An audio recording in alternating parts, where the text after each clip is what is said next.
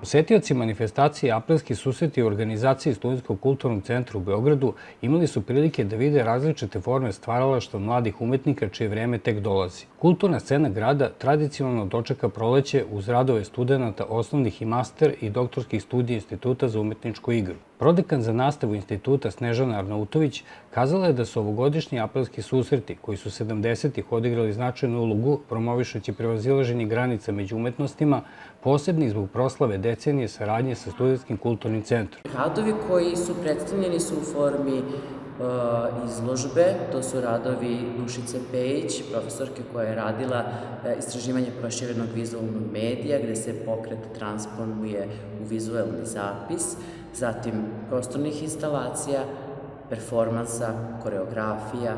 Arnautović navodi da istraživanje različitih formi izražavanja, ono što profesori instituta pokušavaju da neguju svojim studentima i da manifestacija predstavlja priliku umetnicima da usavršavaju svoj rad predstavljajući se publici. Zaista je bilo čarobno jer ovi lavirinti našeg SKC-a kroz koji se publika kreće, otvaraju nove prostore, vrlo je bilo dinamično i mislim da smo uspeli na jedan novi način da pokrenemo staru energiju aprilskih susreta koja funkcioniše i egzistira u ovom prostoru od 72. kada su bili prvi aprilski susreti.